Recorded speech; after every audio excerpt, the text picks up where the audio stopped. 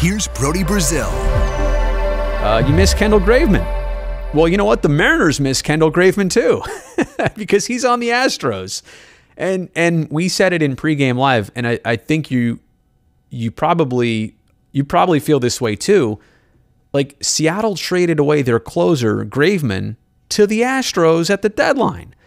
What kind of message is that to your team that, yeah, guys, we're not in this, we're done? All the Mariners have done since then is made a push. They're only a game and a win behind the A's in the standings. I hate to, fully butter their toast here, but the Seattle Mariners have been an impressive story in these last couple weeks and months since the deadline, where they're at, what they're contending for. Seattle has not been in the playoffs since 2001.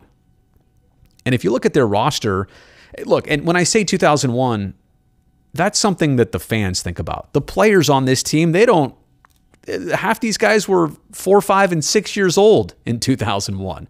They're not concerned with that so much. They just know that they're this close, and now they want to capitalize. But of course, every fan up in Seattle, they know it's been a long time, and they want to take advantage of a team that is building on something. Maybe they'll even be closer to it next year.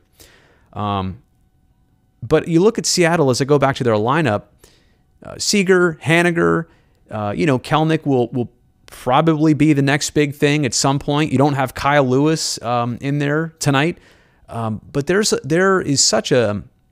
talent there. Don't get me wrong, but we're also not talking about a stacked team top to bottom like maybe the Astros or like the Dodgers, depending on what payroll you want to spit out there. But my point is, they are not littered with big names. That's probably the best way to say it. And yet here they are, against all odds, against some adversity, losing your closer intra-division at the deadline. So, and I also have to say, they are deciding the A's season whether we like it or not. Because the A's right now, going into tonight's game, 4-9 against Seattle. I mean, imagine if they were at least, around 500 in these 13 games head-to-head so far. The A's would be several up. They'd be contending in the wild. I think they'd be on the cusp of the wild card or holding one of them.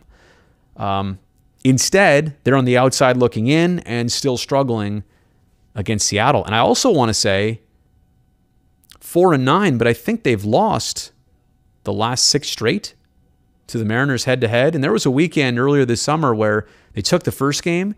They lost the next 3 all by 1 run apiece. So it hasn't been lopsided. Don't get me wrong. Seattle is not blowing out the A's, but they've won 9 out of 13 tries from the green and gold. That's, hey, you know what? I credit them, but obviously I'm not thrilled by that.